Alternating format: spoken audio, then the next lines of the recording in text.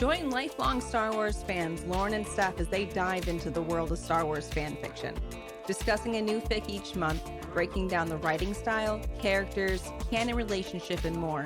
This is your source for Star Wars fan fiction recommendations. So come on and find out why it's one hell of a fanfic. Hey y'all, I'm Lauren, and welcome to One Hell of a Fanfic, where we talk about a new Star Wars fanfic every month. And as usual, I'm here with Steph tonight. How's it going, Steph? It's going great. As I was saying earlier, I love your new setup. You just look so cozy. Thank you. I am very cozy, and that is why I did this, is because before I felt not cozy at all. It was like uncomfortable chair, the lights were bright, it was just not comfortable. So now I feel so much better. So this is also a good time to remind people that we do have a YouTube channel. If you want to see what my setup looks like, check out the YouTube. Definitely should. With all your books in the background and all your Star Wars decorations. Yes. It was a lot of arranging. Yeah. That was an interesting afternoon when I rearranged this whole corner over here. So this month we read Noise Complaint by, oh, I'm going to butcher this. deniigiq? deniigiq? deniigiq. Okay, that works for me. Spelled DENIIJ, nope, GIQ. It was finished back in 2022, and it's 4,400 words and no spice level whatsoever to this. And I would call this alternate universe. It's not canon compliant. No. I think you're probably right, because there's not like, because usually if I'm calling something canon compliant, there's a specific event that takes place that also happened in canon. I guess that's kind of like my own rule of thumb that I use. Yeah. So with this one, there's really not anything. It doesn't seem to change anything that would have happened in canon. Then again, like what? I forget where the clones go after, like. It doesn't, yeah, like it doesn't change anything in canon. Like this could definitely have happened and canon would still be the same, because it takes place. It's sort of like this story is the type of like off-screen side story. Like you could see it that way. So I guess, I mean, maybe that would make it canon compliant then, since it doesn't negatively, not negatively, but since it doesn't like actually alter canon in any way. Yeah. I don't know. If you think about it too hard, it gets confusing. So then I had to start worrying about timelines, and this whole timeline thing with Ventress and the new trailer that came out, and like when did she died. When did that happen? Like that timeline gets me every time. I don't know where anything happens in Star Wars. Yeah, well, and then once you get the timeline can change. So don't get too committed to anything, that's why we love fanfic. My least favorite part, what are the tropes? Why is it your least favorite part? Because it feels so vague. And like, if you ever look at the list of vague tropes, they on any of the fanfic places, it's like they make things up. It's not like, oh, this is a found family or a fix-it fic. It'll say like a list of random words. I'm like, that's not a trope. That's barely English. Yeah, I think some people, they interpret their tropes much more liberally than others, which is fine, I guess. But yeah, this one, it's not a super trope heavy fic. I mean, of course we have found family, which I feel like I say found family every time, because anytime you're dealing with Jedi or clones, I feel like found family is happening, especially with clones. So yes, this is a story about clones. So of course we're going to have found family here. I mean, is it found family though? Because they're all technically related. That's true, I guess. You kind of got me there. I mean, yeah, technically they are related, but they are not typical brothers like you would expect in the real world. So and we'll go with it. Maybe that one's up for debate, but you get the idea. Yes. And then also it's a comedy too, so We've also got that going for us. Okay. See, trope that makes sense for a trope comedy, like the genre of thing. All right. Yeah, Well, comedy is anyway, almost bigger than a trope, but yeah. other information. This story was based on another one the author wrote that was called Injury to One. I think this is like kind of like a maybe a short story or something having to do with that. And also it borrows a character from another fanfic author and their stories. So the medic in this is not an original character to this author. It's just someone else. I think it's so cool when they do that. Like when fanfic authors take inspiration from other fanfics and kind of like build off of a fanfic that their friend wrote or something. I just think that's really awesome. Okay, so I will get into the author summary now. So the author summary, it is longer than what I'm about to read, but the part that I'm going to read is pretty much like the main thing you need to know. So, the author summary goes Cody gets hurt and has to leave the field. Waxer and his fellow officers step in to pick up Cody's responsibilities, only to find out that their commander has a special sort of relationship with the GAR's HR department. So that's the note that the author put at the beginning of the fic, just kind of like introducing us to the premise and sort of what we can expect. But why do you think people should read this? I found this one interesting to read because it's different as the writing style itself is different than any of the other stories we've read. I call it, I don't know, masculine. It feels like you're reading something straight out of a war book. Like I don't know if you Right. ever read the Halo series, but it's like that. It's got more of the military terms and just it's not as pretty flowing and beautiful reading or writing. I don't know how else to better explain that. Yeah, I think you put it really well because, like, you almost feel like you're reading something that a clone wrote. It's just very Yes. sort of just like to the point, kind of gruff. There's a lot of curse words, all of that. So, yeah, it does feel kind of masculine in that way that it's like macho and like rough around the edges, you could Yes. say. I would recommend it because I've really enjoyed reading comedy fics. We've read, I know we've read one other comedy, but I'm trying to remember if there's any other ones that are standing out to me. But the other comedy we read, The Sith Who Brought Life Day, that was great too.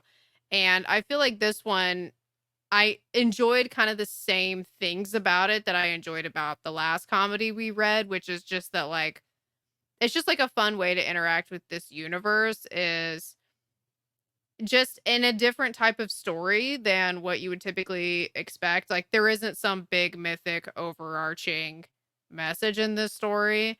It's a more small scale, just kind of like funny little thing that could have happened. And so for that reason, I just found it fun.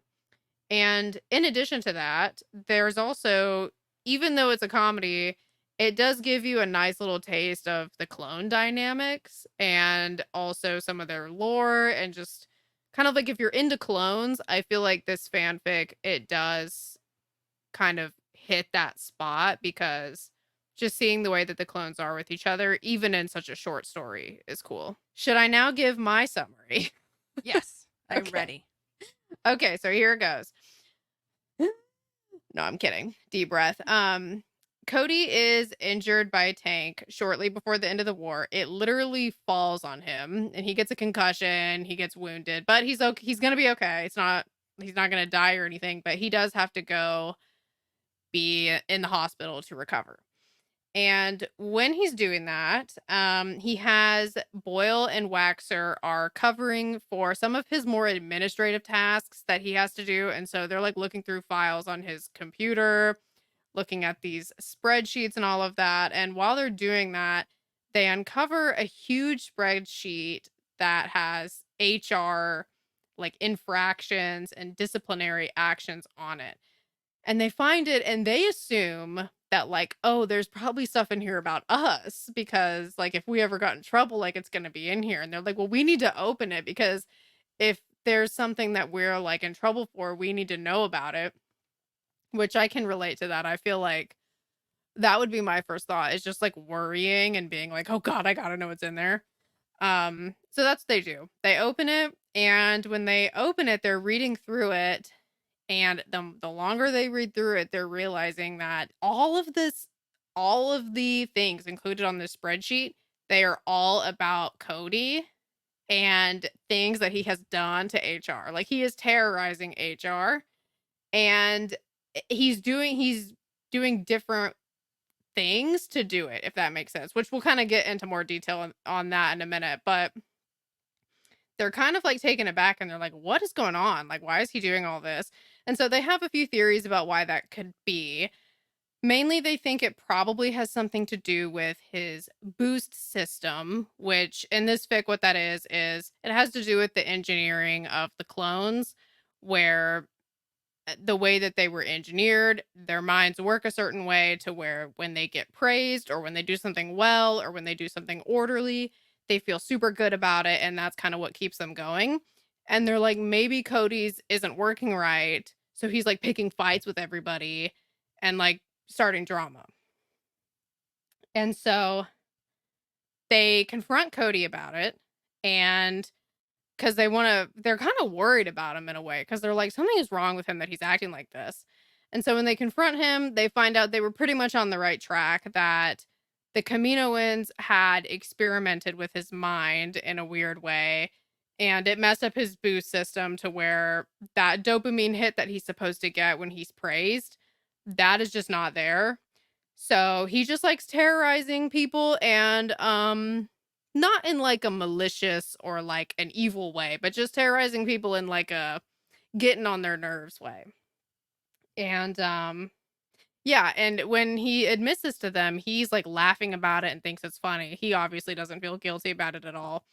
And that is where the story leaves off, as they do finally get the answer as to what the heck he's doing. It did seem to end rather abruptly. I guess it was kind of like the mystery was solved. Right. You know what I mean, there's not much else to say, but it just did end abruptly.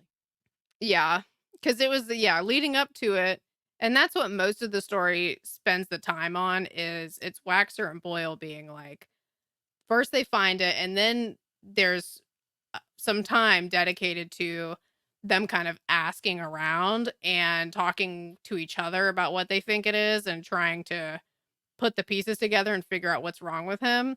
At one point, Waxer's like, I think it might be an addiction or something. And so I guess once they get the answer of what's actually wrong, that's kind of the end of the story, because that's what the story set out to do. Right. You know what I mean? Once more, back to that, it wasn't like the other stories we've read, which kind of eloquently went through things, and there was a finality. No, this one was just literally giving you a snapshot of an event that happened, a little series of events. It almost felt like, you know what it almost felt like, is like the episode of a sitcom. Which would make sense with a Yeah, comedy. I can't believe that that just hit me, because I'm like, how did I not think of this? But that's literally what it feels like. Is it's like there's one little thing that they're trying to figure out or get to the bottom of, and then they get to the bottom, and then that's the end of the episode. Yep. Yeah. This would be a fun little episode of like the Clone Wars. They could make a whole sitcom about clones if they Yeah. wanted. That would be great. I'd Yeah. watch that. I would too. That'd be fun. We need to mention too that this one was written in third person. So even though you get to see inside of the clones' heads, it's still written with a little bit of distance, in terms of you're kind of seeing the events happen from all of their perspectives, kind of going back and forth. Which got a little confusing at times for me. I was like, wait, who's what? Okay. Often. Especially too, because you're dealing with multiple characters that sound similar. Yeah. Which also adds to it, because, you know, they're clones. So they can be hard to tell apart sometimes. Right. They've got their own personalities, but I feel like a lot of times their voices read kind of similar, which I think is part of the point, you know, because their voices are similar. So when you're reading, sometimes it can be like, okay, wait, now who said that? Speaking of the different characters that all sound the same, we had Cody, Boyle, Waxer, Wolf, and then Chronic was the medic, and that's who was borrowed from a different person. I think there's mentions of other. Oh, Anakin showed up, and that dynamic was cute to watch. Was it okay, was it Anakin? Because I was actually I gonna think ask so. you this. I was like, is it Anakin or Obi-Wan that showed up? I couldn't tell who it was supposed to be. In my head, it was Anakin, but it could have been because it just called him the general. Yeah, I mean, it could have been anybody, technically. I mean, they were. Okay, I took it as Anakin because, like, they said he was cooing over him. So, but like, I saw it as like sarcastic or like poking, not sarcastic, but like purposely irritating. Where it could have Oh, very like, well been Obi-Wan actually like being doing his mothering. serious? Yeah, Oh my gosh, that is so funny. Okay, yeah, because I mean, I think you're absolutely right that if it's Anakin, then it was sarcastic. But if it was Obi-Wan, Obi-Wan would be, like, fretting over him. So, yeah. You know what? It was probably Obi-Wan because everyone didn't want to like remove the general, but was really afraid that the general was going to get his hand snapped off. So, like, it was probably Obi-Wan, just completely oblivious to. yeah. I don't know. Either way, it's not a massive part of the story. No. Whichever Jedi it is just makes a very brief appearance for, like, part of a scene, and then we move on. But okay, well, what were your reactions as you were reading this, other than who was that Jedi? um, I found the whole thing amusing. I didn't know where it was going so many times. I thought it was going to turn into a romance there for a moment, but that just With might be me. And Kayla? no, when they With came with in and Wolf Obi-Wan? was holding his hand, they made it very specific. They were like, they came in and they saw Wolf with his hand placed in Cody's, and I was like, "Where's this Okay, going?" that's funny because when I read this, I read this twice, and the first time I thought, does he have a crush on Kayla? Which I guess we'll explain who she is in a minute. And then the other time, when I read the general as Obi-Wan, I was like, oh, Obi-Wan's his boyfriend. I'm like, what is wrong with me? Like, I can't just read the story.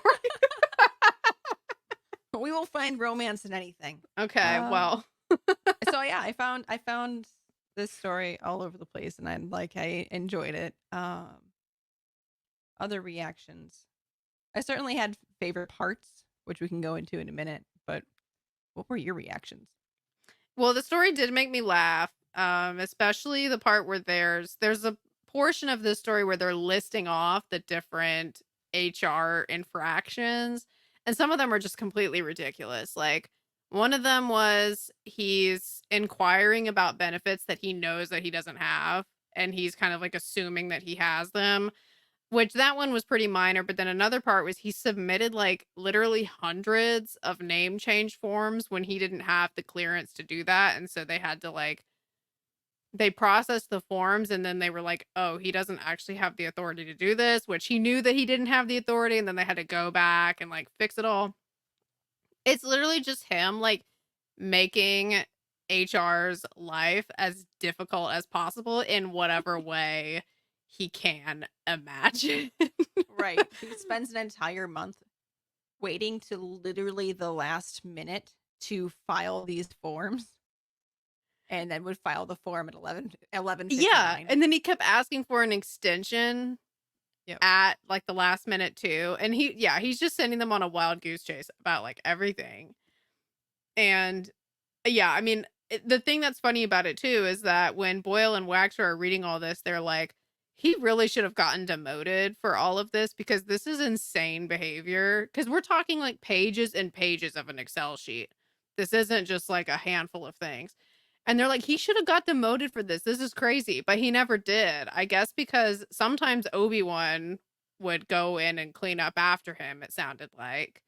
And then other times, I guess they just gave him a free pass because he was good at what he does. I don't know, but Yeah.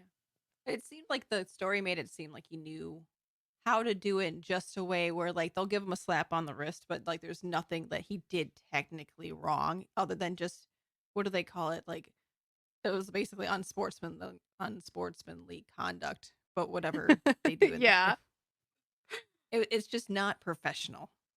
But there's not right. much you can do about not professional. Like, he's not hurting anybody, but he's giving people like a massive headache. Right. So, You know what? They bring up the general again. Had never read these boards, these like I don't know what boards, like the Twitter or any other kind of boards. Like he had been asking questions about about his benefits, and the general had never been in those boards. And then as soon as he found out that Cody was in there, like posted 19 times in there. Oh, really? I totally forgot about that part. Yes. So the general was brought up 3 times, and only one time was it actually Obi-Wan that was referenced. So maybe it was. Maybe there's a secret romance, everyone. It is a secret romance. Well, that's how I interpreted that moment when Obi-Wan is like at his sick bed or the general, who may or may not be Obi-Wan, was at his sick bed because like the way he was like fretting over him seemed very boyfriend like to me. We don't have any confirmation, but that's how I took it. Yes. Okay, my other thing too that I liked, my other reactions was I was enjoying the clone info that was worked into this. Like the whole thing about the boost system, the thing about their bonds being like brothers and just how close all of them are. I just really like stuff like that. So I liked those little details. Even though this is a comedy, we still got some cool little details, some world building going on, which was nice. Once more, I went and read the description of something after I read it. Just like last time, the twist is not a twist because it was in the description. The whole boost system thing. I was like, and my question to you was going to be like, do you think this is a canon thing, or did they come up with it? Because I don't remember any boost system. No, it's not a canon thing. It's a thing specifically from their original fanfic that this is based off of. Well, the cool thing though too is that even though that specific concept is a fanfic creation, it fits very well with canon, with the whole idea of the clones being engineered to be certain ways and have certain traits and things like that. So, Right. I mean, to me, that concept fit very well with like what we already know about the clones. Right. They even mention in there, like, even if they don't want to go do something, so many of the clones will just go do it because it gives them such a high. Yeah, because it's literally been bred into them, which is one of the, the ethical issues of the whole clone thing that makes their lives very sad, Yeah. but yeah, that's the bummer about the clones is it's like they're cool and they do cool stuff, but then it's like there's all this baggage that comes with that. But what was your favorite scene? My favorite scene was at the beginning when they are starting to look through all of the files, and they all are looking and they see this one with the infractions in it, and they all want to look, but they all go, "Oh no, we're not going to look." And everyone's like, "Absolutely not. We're not looking." And they just like all turn their heads and hand it to Waxer while they're Yeah. not looking, and have him look into it. And he's like, "Oh my god, you guys got to see this." And the author's like, there was no hesitation. They all just went back. Yeah, Like, that didn't it was last. a funny scene. But it was very deliberate. It was great. Yeah. I love how that was written because yeah, they were acting like they were really going to be doing something there. Be like, "No, we're not going to get involved." And then as soon as there's something juicy, that just goes out the window. Absolutely. As soon as they realize it's, it's like drama about Cody, I guess they're like, now we don't care about honoring people's privacy. My favorite, I think, was when they actually confront Cody about it when he's still in the hospital and they're like, "What is all this?" And he's just like super smug about the whole thing. Like, there is no remorse. Like, he's like smiling and laughing. He thinks this is a game to him. This is not serious. And then he even mentions this poor HR employee by name, Kayla, who it sounds like he just likes to torment her for some reason. Yeah. And that's one thing I was going to ask you about is for some reason he has latched onto her specifically in terms of she's his favorite person to torment. But yeah, so whenever he like gets her pissed off, he just laughs about it and thinks it's hilarious. So I thought the smugness coming from him was just funny. Yeah, it was funny because the entire story, it's her name is KM. We don't know it's a girl. We just know that the HR KM person. And that's who he seems to be battling with the most. And you get to read their notes on appeal of the appeal of the appeal. And like he's obviously tormenting this poor person. And at the very end, like you said, they're in this, and he goes, "Her name's Kayla." That's how I saw it in my head. I was like, "Oh, oh, maybe he likes her," and he's just like, because they're basically teenagers, in older bodies. So like, maybe he just likes her. Okay, that was my question for you. So do you think that is that what you took from this scene, was that he has a crush on her and that's why he's like poking at her? I think so. I think, well, maybe that's not the reason he's poking at her, because they said he was attacking every department. There was no department that was not like taken and like pummeled with his direct his I don't know what those are, infractions and paperwork, but he does seem particularly enamored with her. Yeah, it was the way that he was smiling when he's telling them Yeah. about it that made me be like, does he like Caleb? But then, so I kind of went back and forth as I was reading this, because at first I was like, oh, he must have a crush on her. And he's doing that like immature thing of like trying to wind somebody up when you like them. But then Wolf was like, yeah, Kayla hates you. Or he says something to the effect of, Kayla hates you and like wants you dead and you think that's funny or something like that. And then that statement made me be like, okay, maybe he doesn't like her. Maybe he genuinely just wants to torment her specifically for some reason. But yeah, I couldn't really decide how I felt about it. But the smile that you pointed out, that does kind of have crush vibes to me a little bit. I have to believe it's something like that. Otherwise, the alternative is he's some kind of sociopath, and then he's just delighted. Well, his boost system is messed up from the Kaminoans experimenting on him.